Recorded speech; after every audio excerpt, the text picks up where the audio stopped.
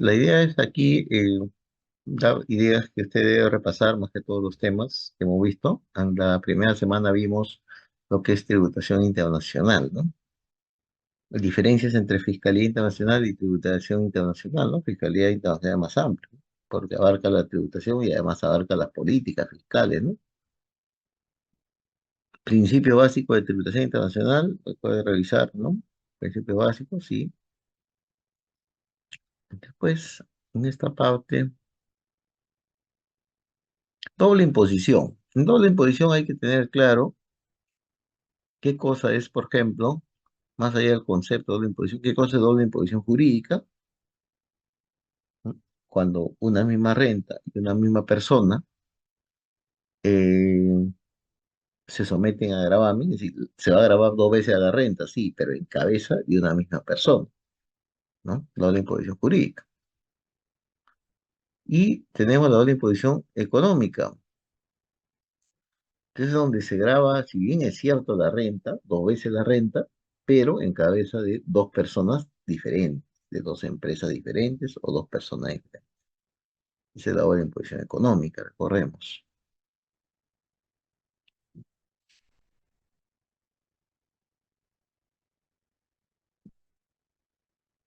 Bueno, suficiente hasta ahí. Sigamos viendo el siguiente material.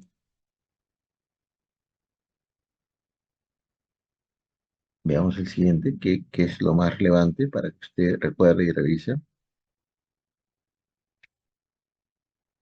Aquí en esta parte de métodos para evitar la doble imposición, ¿no?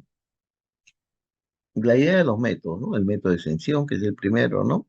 El método de crédito, que es uno de los más importantes de todos, ¿no? El método de crédito, que es el que usa Perú, también es el que usa Perú principalmente cuando aplica las medidas unilaterales para evitar la doble imposición, usa el método de crédito, ¿no? Y también el convenio, los CDIs, cuando quieren evitar la doble imposición dentro del convenio, usan también el método de crédito. Entonces, uno de los métodos más usados, ¿no? Tasa sparring no se usa mucho, no, no se usa mucho.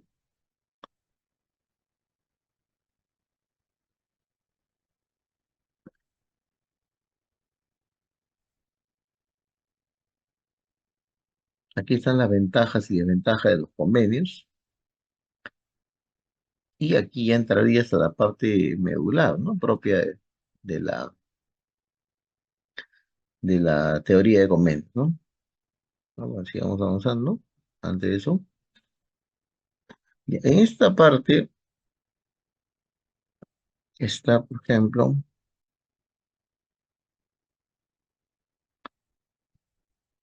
eh,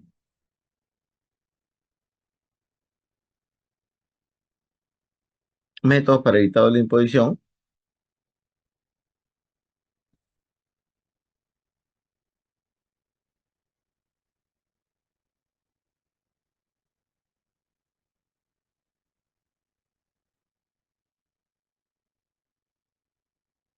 y está la parte de las medidas unilaterales. Pero aquí nos centramos en la que tiene Perú. Por ejemplo, Perú tiene la medida unilateral que lo hace, aquí está nuevamente, ¿no? Lo que es el crédito de renta de fuente extranjera, el artículo 58, ¿no? Inciso E, ¿no? El crédito de fuente extranjera que tiene Perú, ¿no? Que se maneja, recorremos a nivel considerando la tasa media. Si bien es cierto, Perú tiene la medida unilateral en el artículo 88 para evitar la doble imposición, ¿correcto? Puede Perú evitar la doble imposición solo con su ley de renta, sin necesidad de convenio, puesto, puede hacerlo, pero eh, esa medida unilateral está sujeta a ciertos requisitos, ¿no? El requisito más importante, se puede decir, el que pone el límite es el requisito de tasa media, ¿no? Que pone una barrera y no todo se va a aceptar, ¿no? No todo se va a aceptar como tal. Entonces,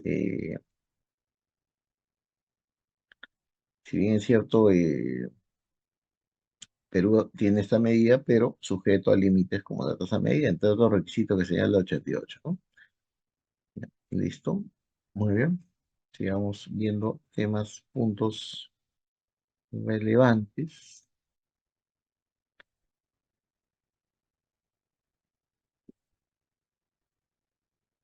En el tema de precios de transferencia, sí es un tema importante, ¿no? Es un tema importante el de precio de transferencia. Recuerde entender qué buscan los precios de transferencia, qué es lo que buscan los precios de transferencia, ¿no? ¿Qué se entiende fundamental? ¿Qué cosas son partes vinculadas? Fundamental.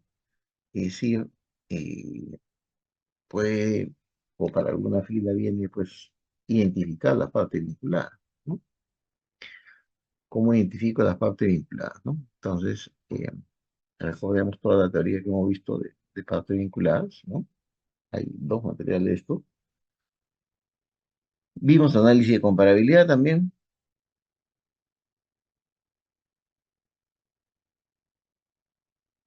rango intercuartil, ya, en el método de valoración, ¿no? Tenemos el método del precio comparable no controlado, o el CAP. Si vendría algún método, vendría este, el método del precio no comparable, del precio comparable no controlado, el CAP, ¿ya? Ese es el que viene. Hay varios métodos, si bien es cierto, pero deberíamos centrarnos en ese. Ahora, em,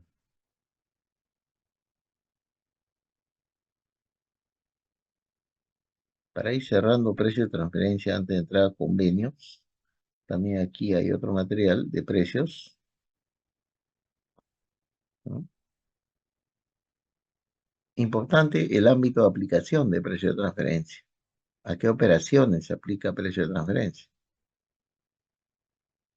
Y aquí está más claro las partes vinculadas, ¿no? Bajo cuáles son los criterios para decir que una empresa es vinculada con otra. Una persona natural o jurídica posee más del 30% del capital de otra persona jurídica directamente o por intermedio de un tercero, dijimos, ¿no? Y este era uno de los criterios de vinculación. Entonces no vamos a entrar en todos los criterios, no, en realidad los cuatro primeros, los cinco primeros es lo que va a definir, ¿ya? Eso es lo que va a definir. Entonces recorremos lo que hemos visto en parte vinculadas para establecer eh, cuando dos o más empresas son vinculadas. Recuerda también el listado de los países o territorios bajo mi imposición, porque recuerda que el ámbito de precio de transferencia también son estos países. Entonces sí, sería bastante recomendable que se tenga presente cuáles son esos países, ¿no? Así es.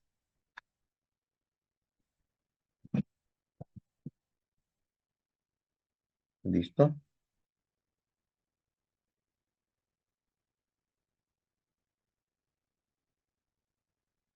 Ahora, en precio de transferencia también eh, este tema, el de la declaración jurada informativa, reporte local. Y en reporte local, la idea es ver si la empresa está obligada o no a hacer la declaración jurada informativa, reporte local. Para eso se evalúan dos requisitos. Recuerde usted. Uno, que las operaciones entre partes vinculadas y países o territorios de bajo nula imposición, o sea, lo que está en el ámbito de precio de transferencia, esas operaciones sumadas, si superan 100 UITs, estamos dentro de el ámbito, dentro de las empresas obligadas a hacer la declaración jurada de reporte local. Y el otro requisito era que los ingresos total de la empresa, supere 2.300 UIT. Entonces, si tienes suerte, te viene el caso de precio de transferencia eh, que involucra dos partes, ¿no? Primera parte, establecer quiénes son las vinculadas, ¿no? Se te va a hacer un detalle, ¿no? La empresa A, por ejemplo, te pone, la empresa A tiene el 20% de acciones de la empresa B, la empresa B tiene el 80% de acciones de la empresa C, ¿no? La empresa B tiene el 90% de acciones de la empresa Z. Juan, a su vez, es accionista de la empresa A con un 50%, etcétera. Entonces, de ahí, usted va a tener que identificar quiénes son las partes vinculadas, por ejemplo, de una empresa. Entonces, primer paso, identificar quiénes son las vinculadas. Y una vez que sabe a quiénes son las vinculadas, la segunda parte de la pregunta, recuerdo que es, ahora que ya sabes quiénes son las vinculadas y te dan la data de las operaciones que han hecho, te dicen, ahora, la empresa que estás analizando, que ya identificaste sus vinculadas, ahora dime si esa empresa le corresponde o no hacer la declaración jurada reporte local que está en pantalla. Entonces, tendrías que hacer los cálculos para ver si supera el límite, los límites, y de acuerdo a eso responder si le corresponde o no la declaración jurada de reporte local, ¿no? Entonces, en esa línea está el tema de precio de transferencia. Y lo otro, como te dije, que se ve en precio de transferencia es los metros. El metro, el precio comparable no controlado. Recuerda que vimos el análisis de este caso, entre otros, considerando los rangos intercuartiles. Entonces, si bien es cierto, no te va a venir a que calcules el rango intercuartil, sí te puede venir la parte de análisis, ¿no? Corresponde o no corresponde ajustar en este determinado caso, por ejemplo, ¿no? ¿Qué se debe cumplir para ajustar, ¿no? Para hacer un ajuste del precio de transferencia. Entonces, esos son los puntos a nivel de precio de transferencia. No revisen bien en la parte de precio de transferencia, algunas filas tienen más de una pregunta de repente de ese tema, ¿no? En lo que corresponde a convenios, que también hay preguntas de convenios, ¿no? Tenemos, por ejemplo, ya después de la teoría propia de convenios,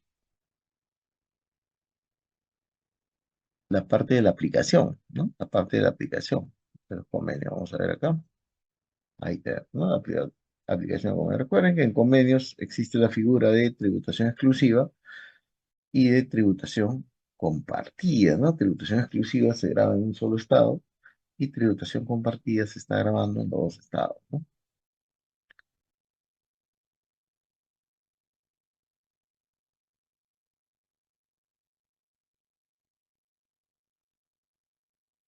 ¿Está?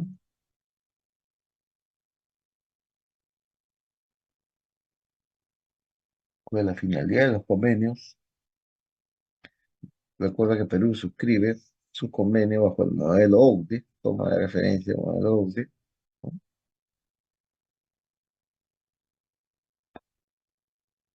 La estructura, personas comprendidas, qué cosa es residente, está siendo permanente, y podemos ver ya los ejemplos, ¿no? De convenios. La renta de bienes inmuebles. Entonces, ¿cómo era la renta de bienes inmuebles? Para recordar, por ejemplo, una empresa peruana alquila un inmueble situado en Chile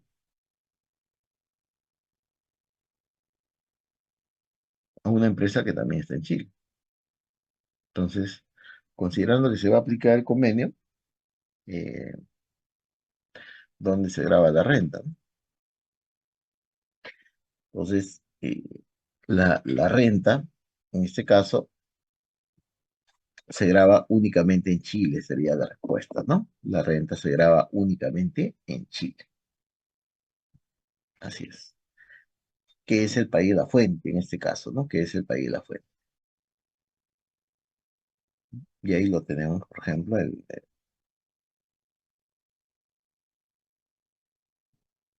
ujú. Entonces, en el caso de alquileres, por ejemplo, de bienes inmuebles, una empresa peruana alquila un inmueble que tiene en Chile a otra empresa de Chile. En ese caso se aplicaría el artículo 6 y dice tributación exclusiva, se tributa en un solo estado y se aplica tributación en fuente, o sea, se graba el estado donde está ubicado el inmueble. Es el estado que graba.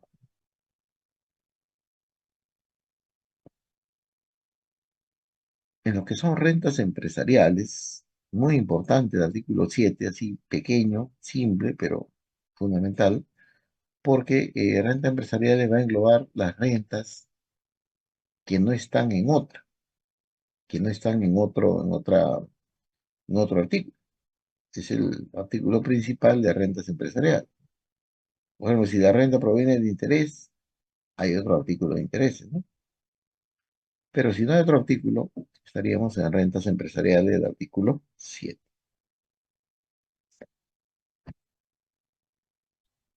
Ahí recorremos ahí, damos una lectura, lean cada uno, va individual, en cuál es el alcance del artículo 7, muy importante, repito, muy importante para lo que es el parcial, ¿no?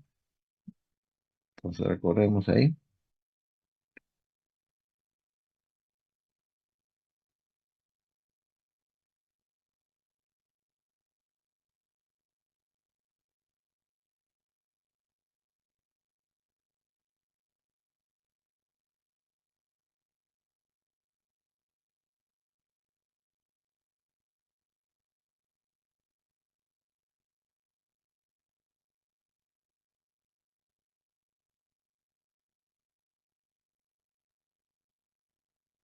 Muy bien.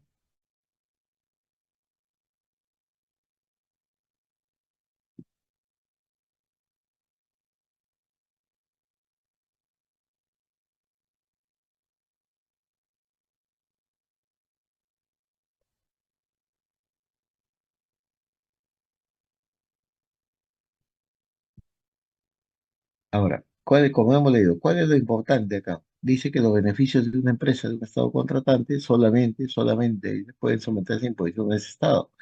Lo que quiere decir aquí es que los beneficios de una empresa, de un Estado, se aplica tributación exclusiva, puesto que tributan solamente en el Estado en el cual reside, es lo que dice,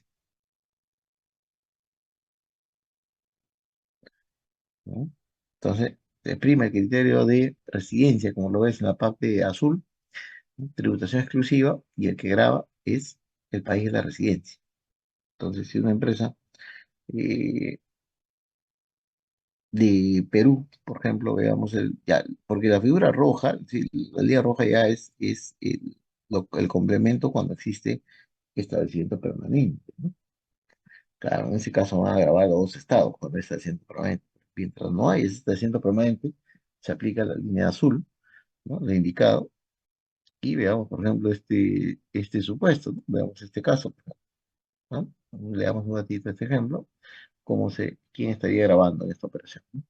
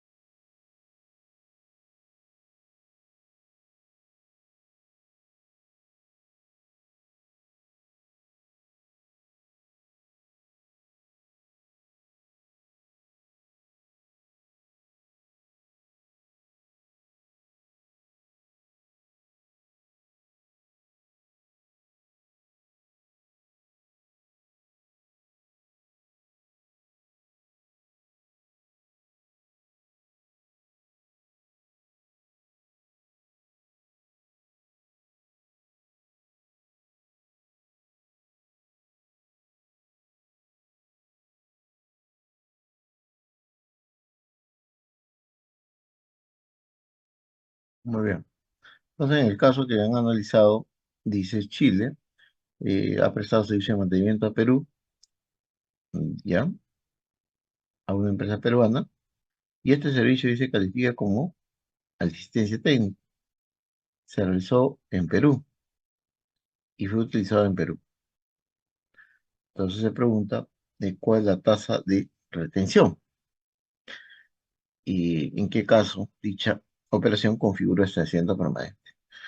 Ahora, recuerda usted que el artículo 7 que acabamos de ver indica que en el caso de servicios empresariales solamente se va a tributar en el país de la residencia.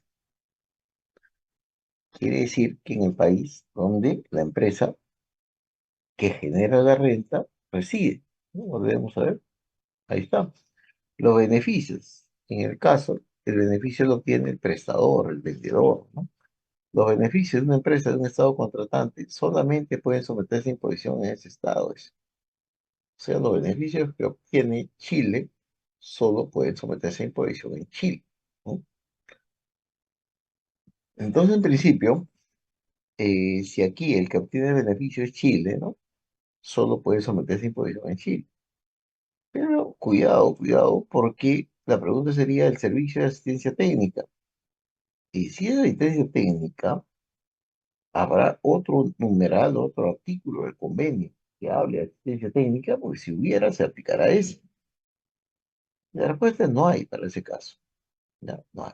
Entonces, si sigue aplicando, estamos bien, el que estamos bien, ¿no? Ahora, otro punto sería, eh, ¿qué hubiera pasado? Recuerdo, ¿qué hubiera pasado si el servicio se hubiera prestado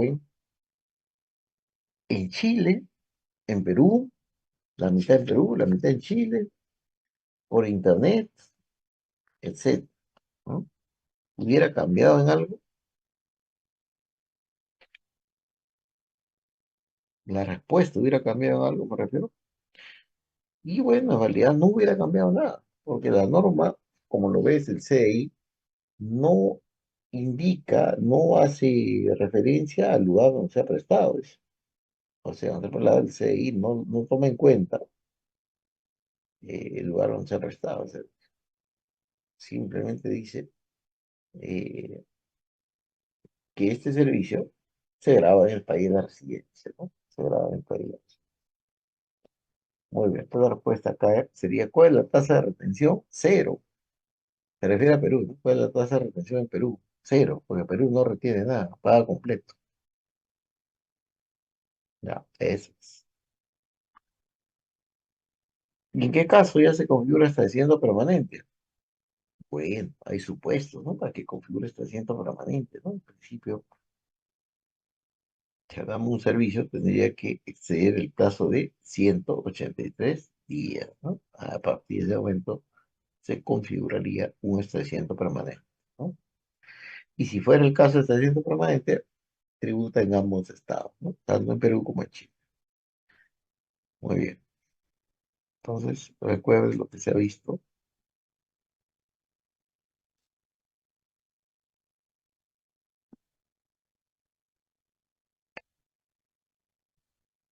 Me importa ver dividendos, ¿ya? Me importa ver dividendos. A ver, recuerda, damos lectura brevemente a esta parte, dividendos. Recuerde cómo se manejaba el tema de dividendos.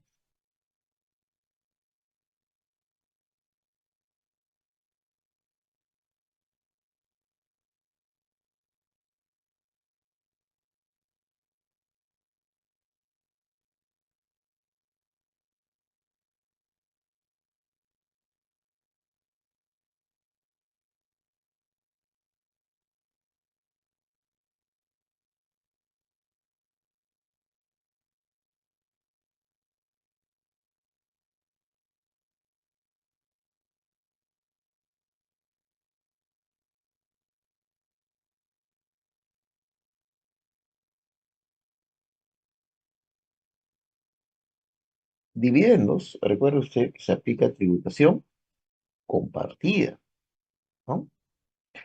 Tributación compartida se aplica. Eso quiere decir que graban ambos estados.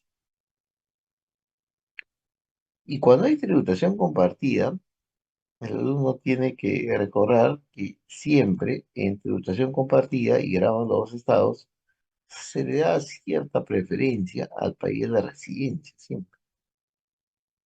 Y al país de la fuente va grabado también porque es tributación compartida, pero el país de la fuente por lo general graba sujeto a un límite.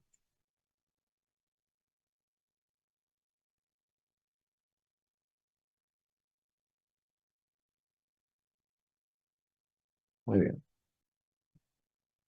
Entonces, ahora, si el dividendo va a grabar dos estados, recuerdo eso, si es tributación compartida, y el estado de la residencia graba sin límite, y el estado de la fuente graba con límite, en el punto uno se dice que el estado de la residencia graba sin límite, ¿no? Graba nomás. Y en el punto 2 se dice también graba el estado de la fuente, pero eh,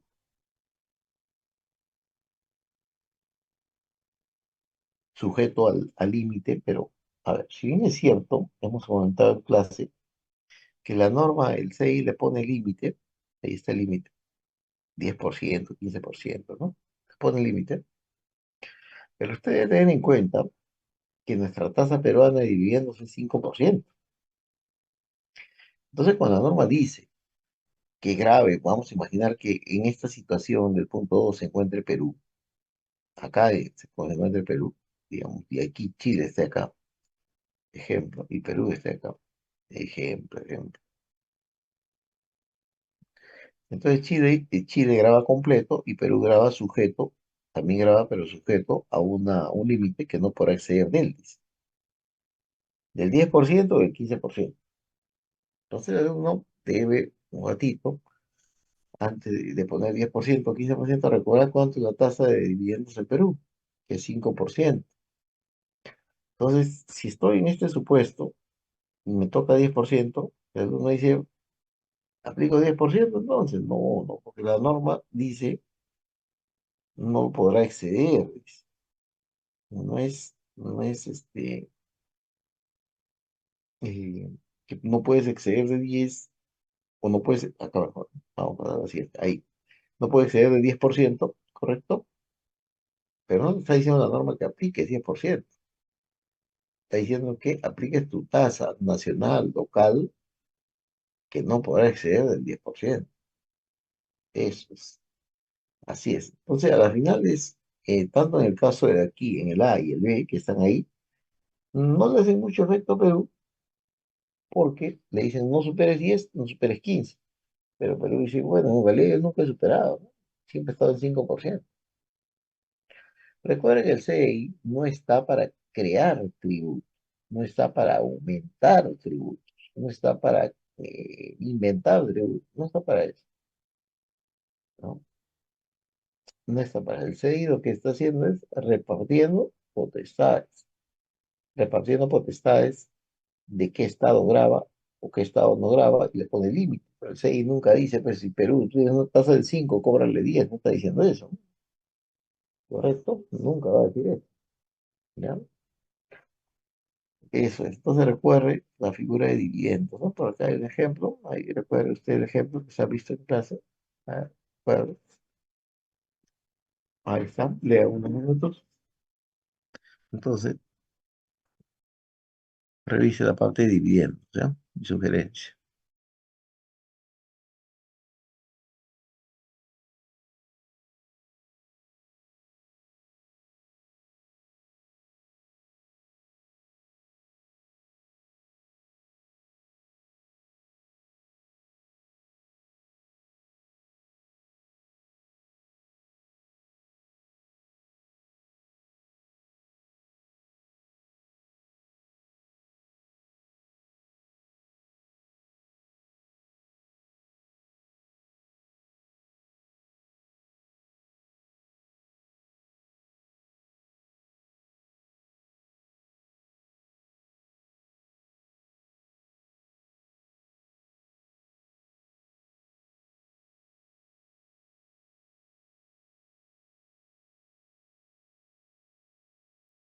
Muy bien.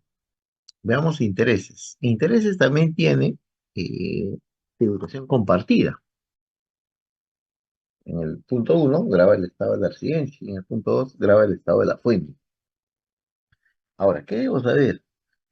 Si Perú está grabando por residencia, no hay problema, no tiene límite. Si Perú está grabando en estado de fuente, aquí tiene límite del 15%.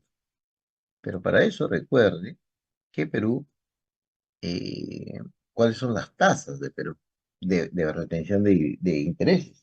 Y hay dos tasas, pues. Perú aplica bien la tasa del 4,99 o aplica la tasa del 30%. O sea, aquí sí, cuidado, porque si Perú está aplicando 4,99 y el CDI le está diciendo que la tasa es máxima es 15, ahí no hay problema. Perú se quedará con su 4,99. Pero si Perú está aplicando 30 y el CDI le dice que el máximo es 15, ahí sí Perú tiene que reducir de 30 a 15, ¿no? Eso es lo que va a ocurrir acá. Recuerde, en intereses. Más importante que intereses, diría yo, es que usted revise regalías. Regalías que también tiene tributación compartida, ¿no? ¿No? Ahí lea un minuto, lea la teoría de regalías, el artículo 12, que nos dice.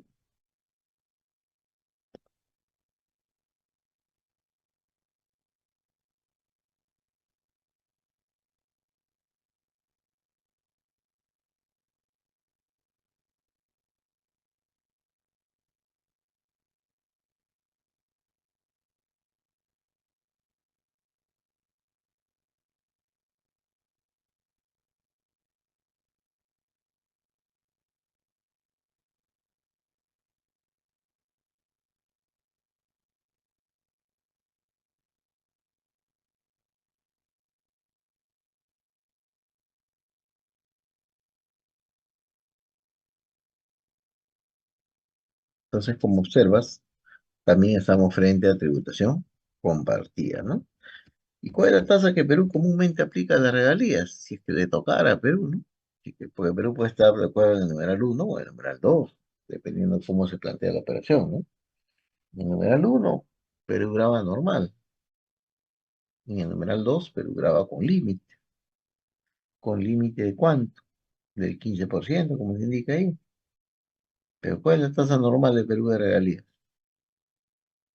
La tasa normal de Perú es 30%.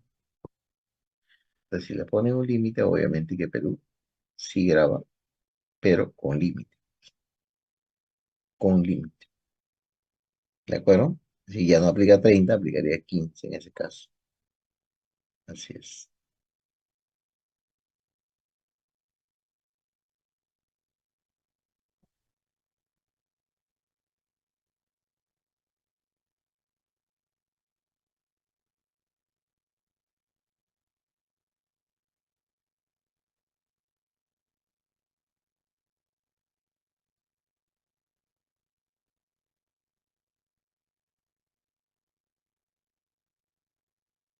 Seguimos. Ganancia de capital, servicios independientes, servicios dependientes, consejeros. Iría más a la parte de eliminación de doble imposición del artículo 23, ¿no? Que no es otra cosa que la aplicación de lo que vimos hace un momento, de lo que es el método de crédito, el método de imputación o crédito, ¿no? Que es la eliminación de doble imposición cuando el convenio dijo tributación compartida, lo elimina con su artículo 23, ¿no? Que aplica el método de crédito. Entonces, esos son los puntos más relevantes que usted debe revisar de convenios, ¿ya? Para evitar ahí algún inconveniente, revise bien esos puntos donde me he detenido principalmente, ¿no? Muy bien, sigamos viendo qué más tenemos.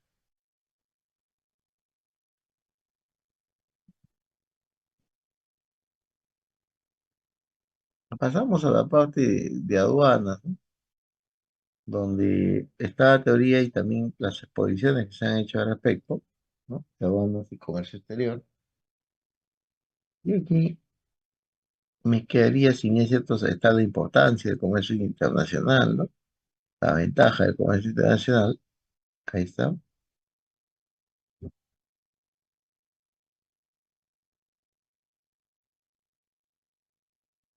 contrato de compra-venta, ¿no?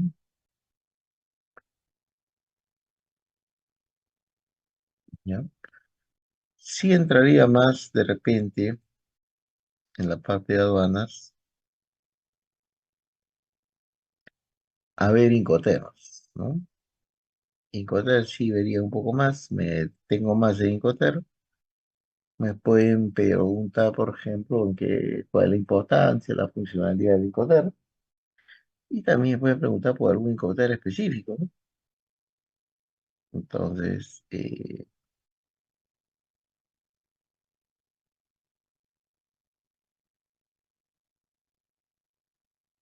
¿no? Los Incoterms están por grupos, ¿no? Grupo E, grupo F, grupo D y grupo C.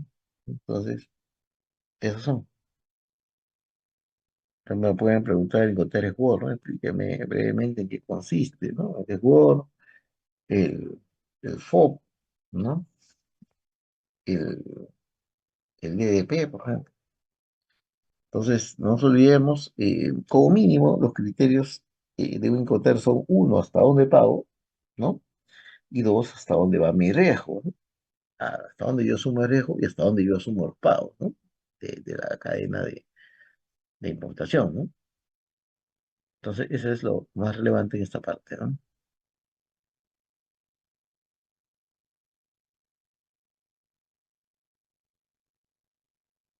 A ver, vamos a seguir viendo qué más tenemos acá.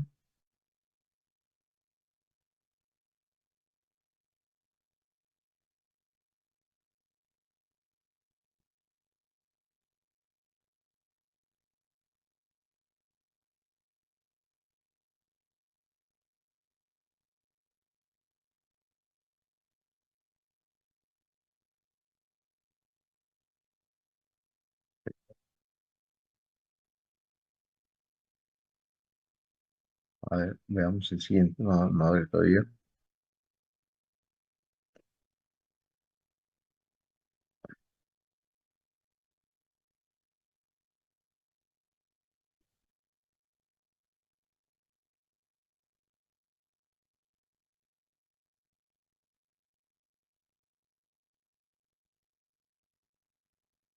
Principio del derecho aduanero, más iría yo a ver los principios que están en la Ley General de Aduanas.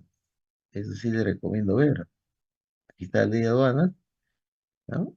Y se habla de los principios que están en la Ley General de Aduanas. Esta parte estudia bien. Los principios que están en la Ley General de Aduanas, ¿no? Entonces, principio de facilitación del comercio exterior, por ejemplo, ¿no? Y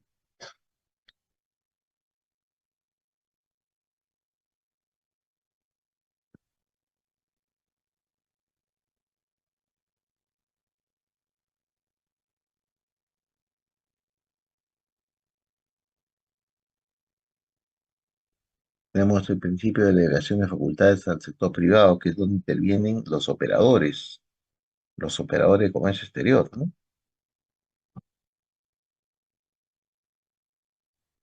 Aseguramiento de calidad, tenemos el tema de buena fe, el principio de cooperación y de publicidad, ¿no? Esta parte sí, revíselo, juntamente con la norma. Territorio aduanero, pues en realidad, no, acá se habla un poco de los tributos, pero más los tributos van en la parte práctica, si es que viene ya a modo de cálculo, a modo de cálculo, ¿de acuerdo? ¿De acuerdo? Sigamos viendo.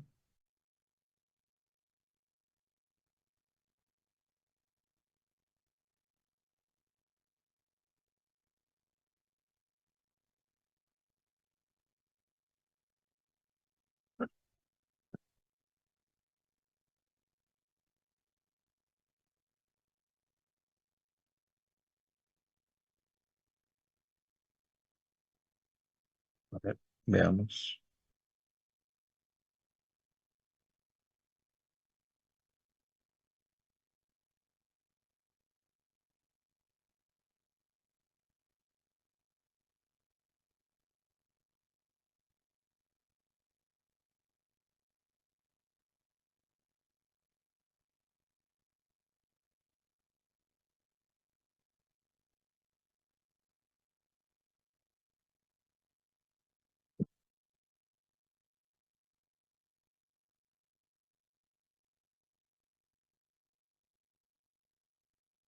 Muy bien, veamos ahora el siguiente.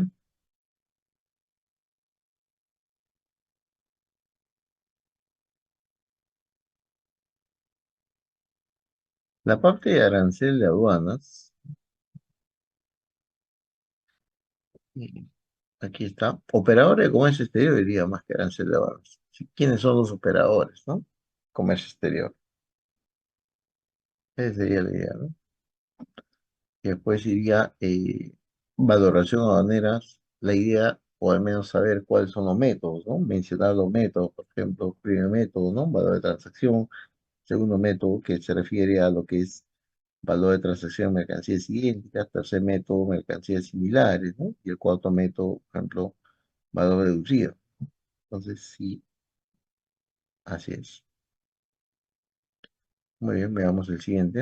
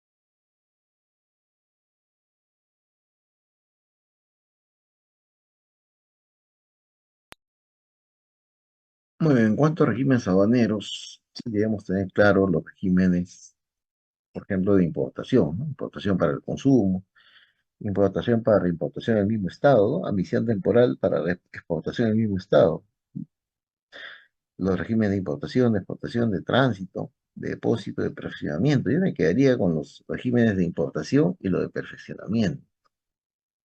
Entender en qué consiste cada uno de ellos, poder dar un ejemplo de estos regímenes, decir si está grabado o no, o qué impuestos paga. Mm, Por ahí va el tema en esta parte, ¿ya? En esta parte. Muy bien, sigamos. Instituciones fundamentales. A ver, veamos si aquí.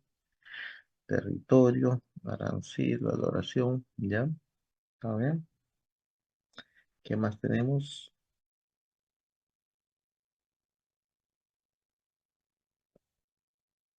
Un tema importante es la parte de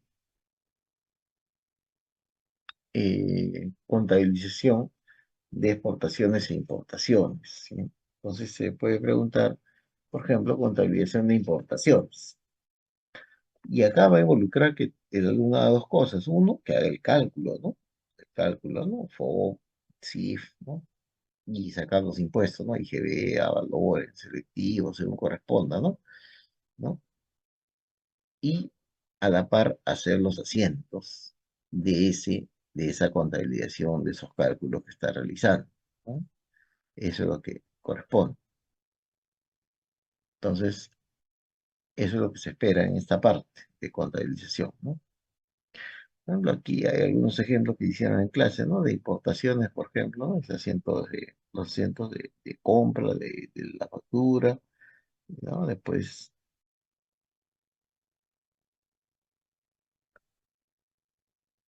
cálculo de seguro y flete, ¿no? A valores, IGB, y también percepciones, ese es el caso, ¿no? Entonces, cálculo y asiento. Si te toca que hagas asiento, el asiento es hacerlo, obviamente, a nivel de cuentas nomás, ¿no? Yo sé que ustedes ya saben los asientos, pero si te piden un asiento de pago, entonces, tu asiento de pago debería ser en estos términos, ¿no? Por ejemplo, pago una factura 42 a la 10, nada más, es 200. Ya no voy a escribir, ya, ¿no? Ya no voy a escribir. Y acá No lo encuentro, pones ya no te voy a el observar. monto, y aquí pones el monto, ¿no? Entonces, cuando se pide asiento es solamente en este nivel, ¿no? Menciona la cuenta y el monto. Debe haber, nada más, ¿no? No hay necesidad de plan contable, bueno, si desea lo usa, pero en realidad entiendo que no. No hay una necesidad ni de digitar, ni de copiar las cuentas, poner el nombre, ¿no? No, esas cosas ya, ya me han pasado por eso, ¿no? Simplemente es mostrar el asiento nomás, ¿no? Mostrar el asiento. ¿De acuerdo? Muy bien. Entonces, a ver, hay micros prendidos, a ver, paren su micro.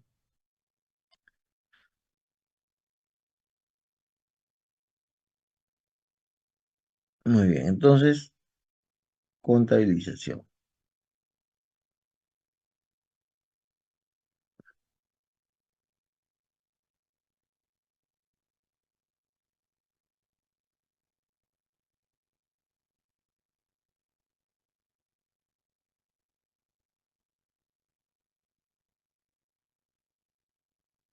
Entonces, el examen se divide, o sea, en parcial, ¿no? Parcial va a tener una parte teórica, ¿no?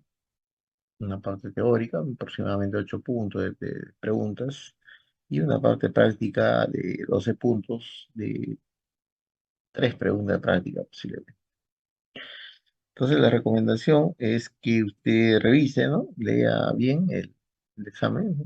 La pregunta y, bueno, dosifique su tiempo adecuadamente para que pueda, pues, realizarlo dentro de 1 hora, 60 minutos, que va a ser el plazo. ¿De acuerdo? ¿Alguna pregunta hasta aquí? Porque hemos hablado ya de los puntos principales que debería haber en el examen, tanto considerando las filas que hay, ¿no? Entonces, en casos está, por ejemplo, precio de transferencia, está CDI y está importaciones, ¿no? Por ahí vamos a ver